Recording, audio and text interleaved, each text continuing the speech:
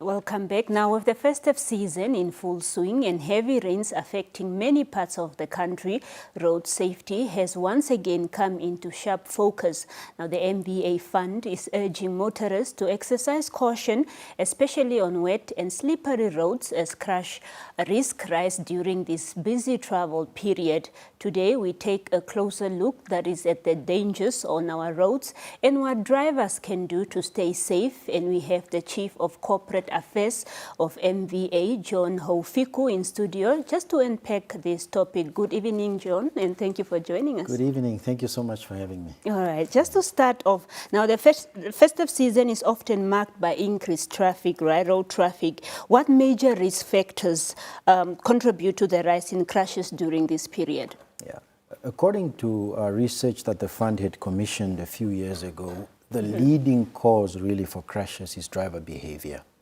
And this is a combination of things that I think in no particular order I will touch on that all play a role.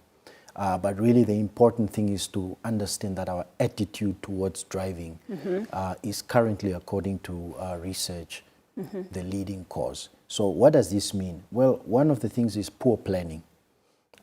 We know that during the holiday, in fact, with any trip, there is a destination, and you have a plan in mind when to arrive at that destination. So when you don't plan properly, and let's say you depart later than you should have, and you find some people driving, let's say after 5, and they don't like night driving, or their eyesight isn't good, how do they compensate? They start speeding to try and make up for the time lost. They do that? Yeah, so that's one of the issues that we've seen. The other one that I could touch on is really distracted driving. You are driving and somebody's having a conversation with you and saying, oh, look over there. Like, did you see that springbok? But this person is driving and there's a curve that's coming.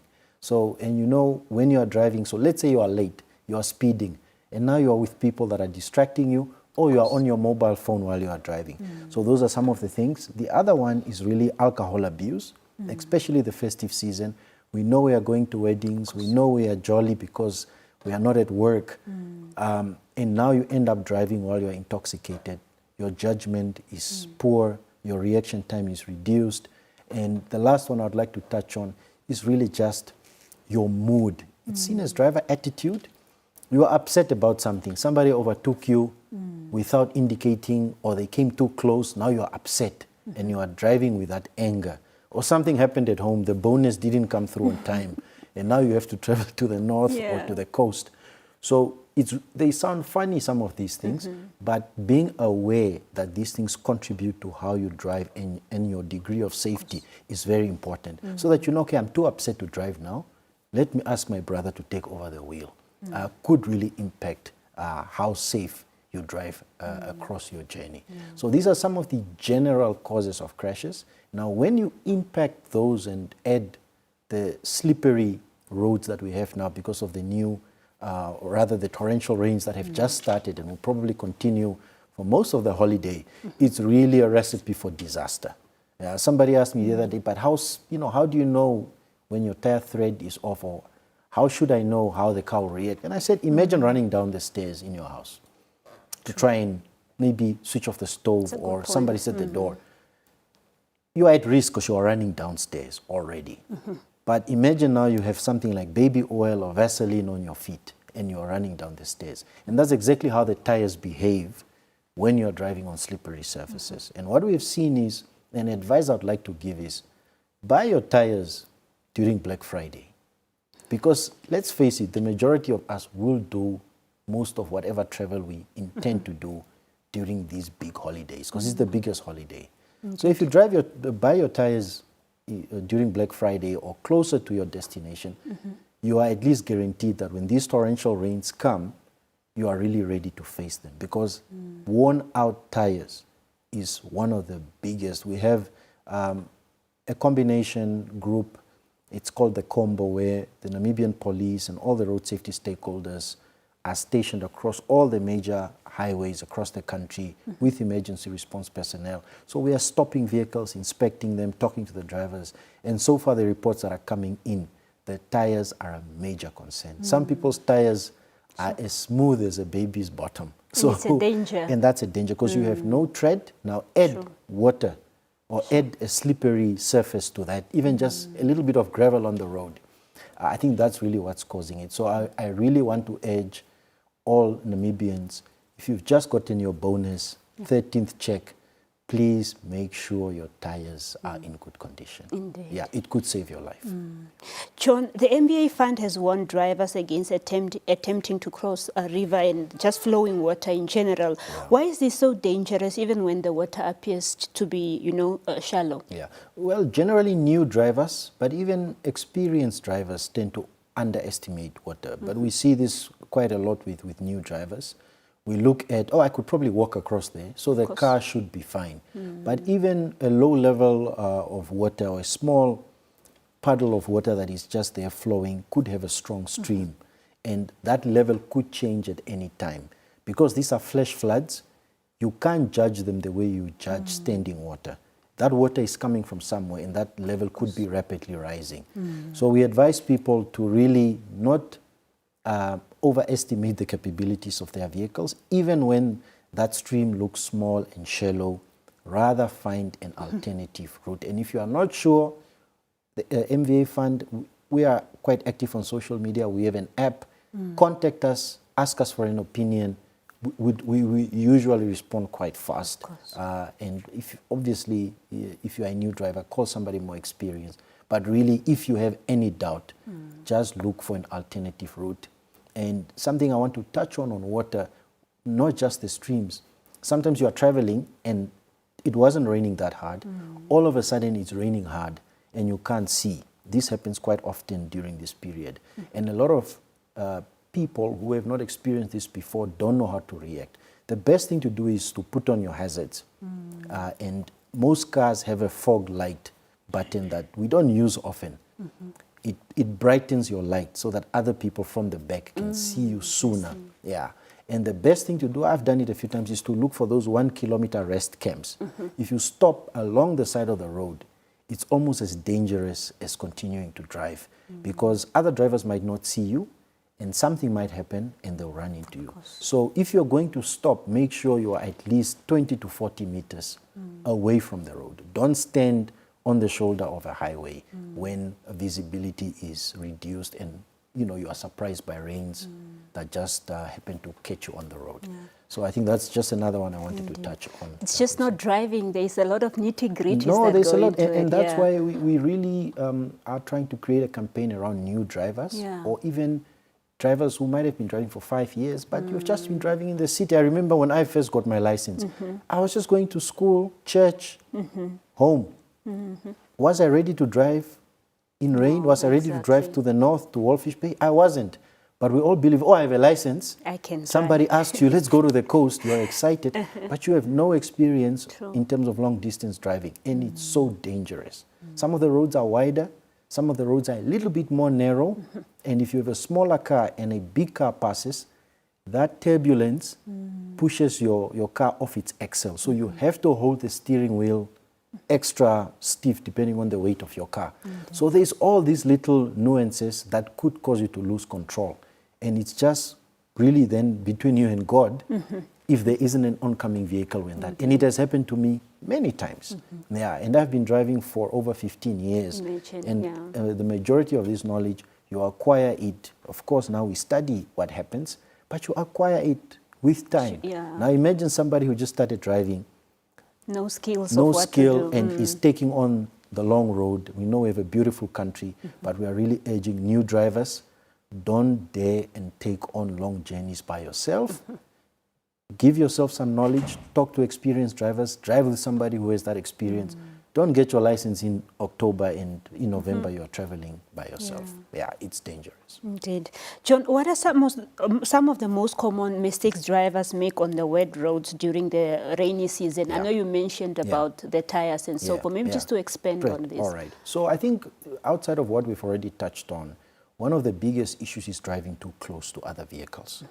Yeah, so when the road is wet, your braking distance is significantly increased.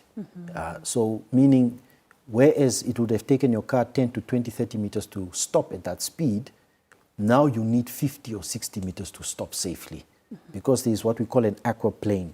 The water creates a barrier on top of the tarmac. So your wheel is actually not on the road fully. It's partly on the road. A part of it is suspended between the water and the road. So when you brake, it has nothing to brake onto. So that's the first one. Increase your following distance by a big margin. Yeah, that's the first one that I would advise. The other one is really slamming your brakes. And we see this with inexperienced drivers, but also drivers who are just not used to driving in wet conditions.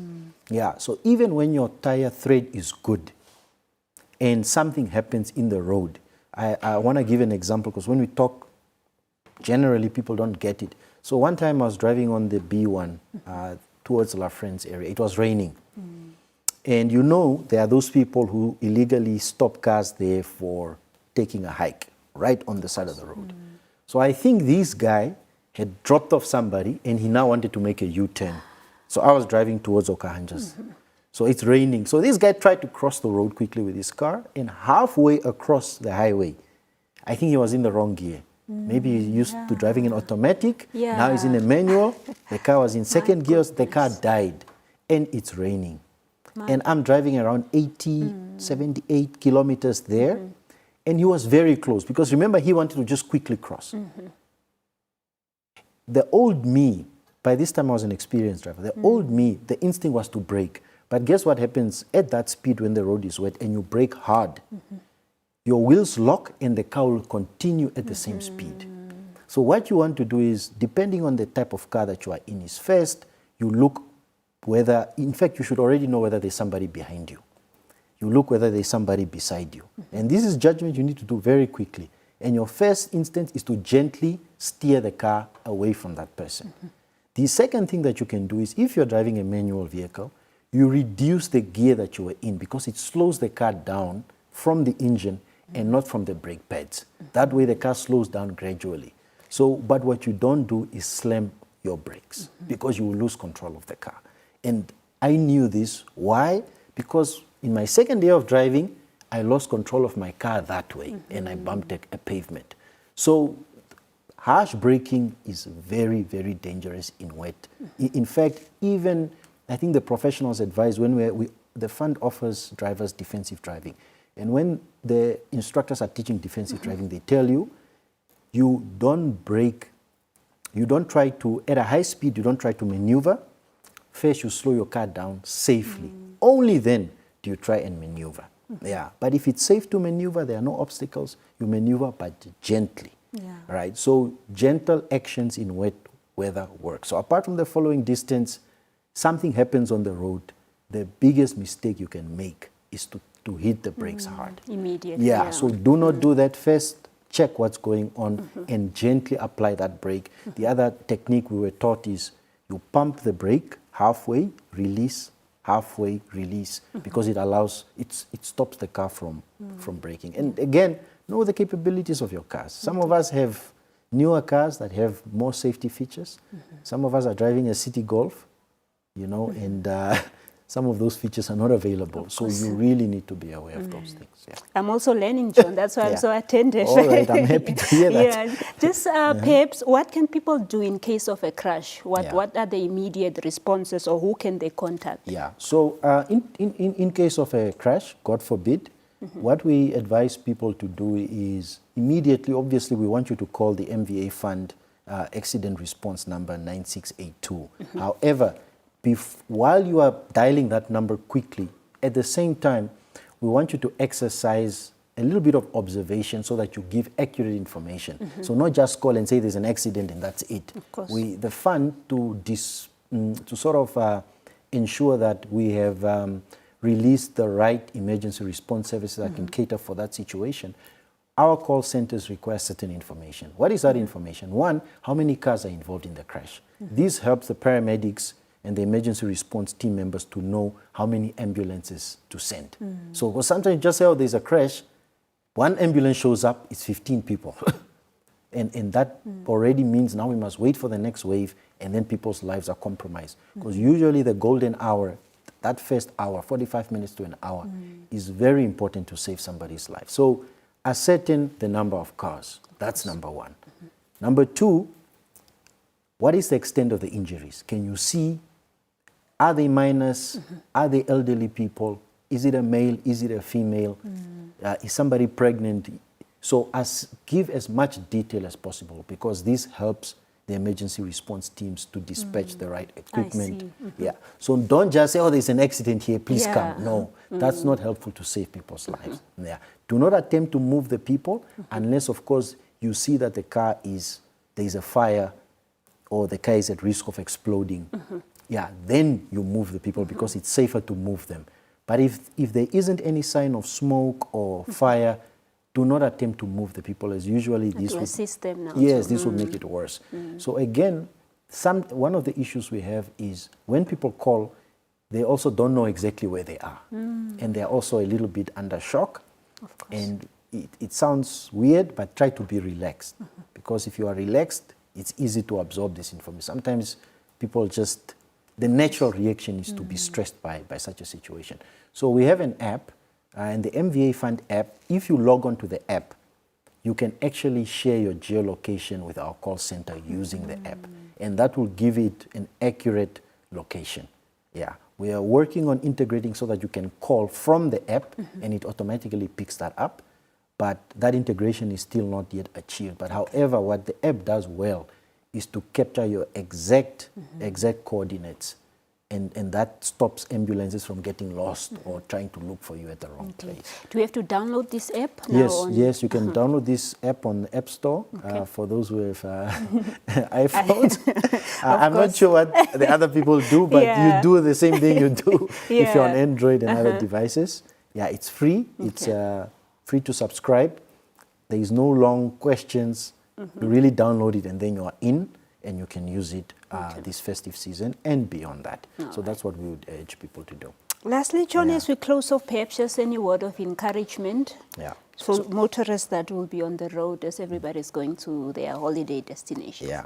This one is always a hard one, but I think what I would like to say to our fellow Namibians and our visitors is, I mean, we know it's a holiday season. You are looking forward to a lot of things.